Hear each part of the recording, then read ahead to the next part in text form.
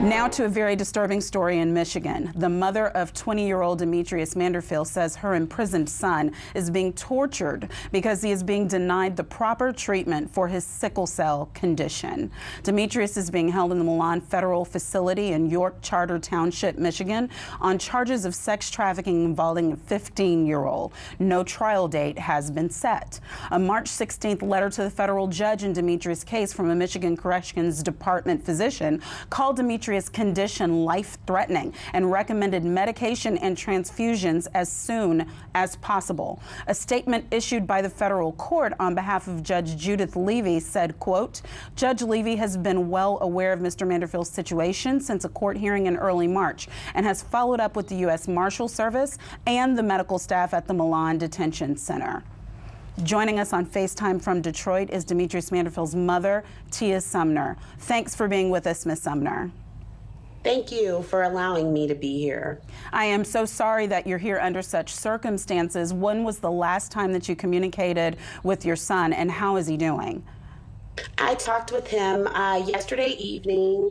He's still in a lot of pain, and he has had a migraine for about a week now. So we're very concerned about him having a stroke. Well, what is going on with Demetrius' condition, and can you tell us what kind of medical treatment he should be getting that he isn't getting? Demetrius is supposed to be transfused every 3 weeks without fail, and he's also supposed to be taking a medicine called Jade-Nu, which removes the iron from his liver, and he hasn't had that since he's got there. It's been 4 months now. And then also with his blood transfusion, they did give him 1 unit of blood on the 31st.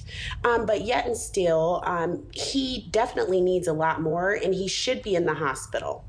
Is there some sort of legal basis that Michigan and federal corrections officials are telling you for them refusing to give the care, or what's the story for why he's not getting it? Well, the thing is they really have been notified since December of 2016. I started to call them right away because I knew that there was going to be an issue.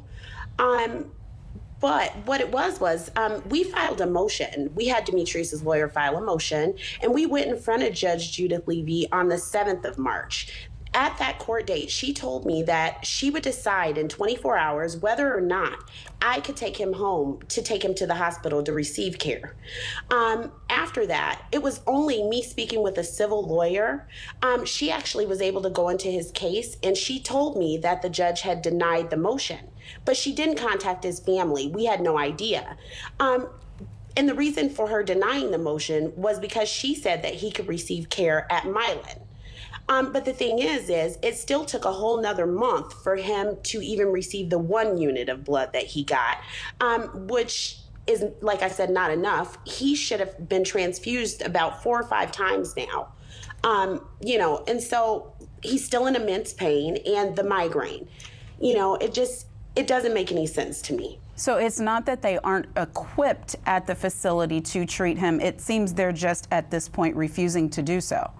Correct. And the thing is the entire time we kept telling them that he either needed to go to U of M or he needed to go back to Carmano's to his regular doctors. When they took him 4 months later, really, but a month after the judge actually says she knew about it, they ended up taking him to his regular doctors at Carmano's anyway. So they could have taken him in the first place.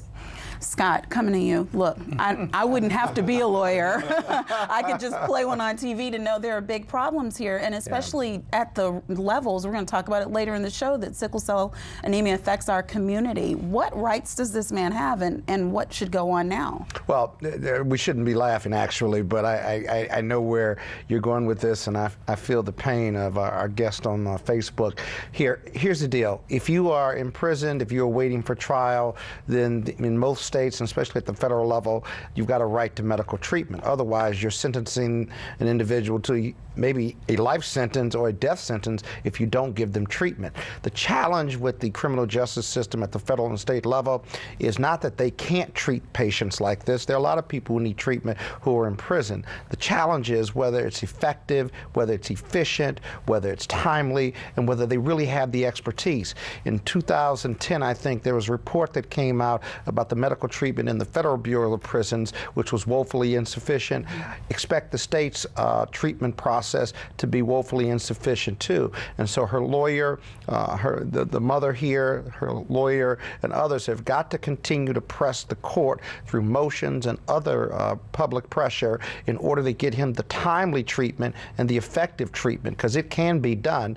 And I'm not sure what he's charged with, this trafficking piece right here of this 15-year-old. I don't know how old he is, but the bottom line is he shouldn't be suffering physically simply because he's accused of a crime. Lauren, quickly, you know, we talked about over-incarceration over the weekend at the National Bar event. This is one of the byproducts, isn't it, that they simply do not have the capacity, even if they have the willingness, they don't have the capacity to treat the people who are incarcerated. Yeah, I mean, the U.S. continues to lead the world in incarceration with 2.3 million people behind bars. This is one of the byproducts of that. We don't care generally in our society about poor people. We don't care about the incarcerated, and we sort of let anything happen to them. I mean, the Khalif Browder case at Rikers, which is finally going to close. I mean, my father worked at Rikers for 20 years, and all the stories he told me as I grew up, I'm sure, are all true. And this type of thing obviously is, I mean, our healthcare system isn't good when you're outside, much less inside the system. But we don't treat people incarcerated well, just as we don't treat poor people generally well in our society. So it's not a surprise. And they are humans in the system, not cattle in the system. Ms. Sumner, thank you so much for joining us, and we'll be in prayer for your son to receive treatment as soon as possible. Thank you. A peaceful protest turned deadly. 37-year-old black man was shot and killed by Baton Rouge police. His hands are in the air, and you still get shot by the cops. Oh my God, please don't tell me he's dead. We're not going to let hate define us. Race is a big part of this. If truly all lives matter, then all lives need to matter equally. What we require is action. What we require is accountability. We understand that black lives do matter, and we will keep focused on this issue. NewsOne Now, every weekday morning at 7 on TV1.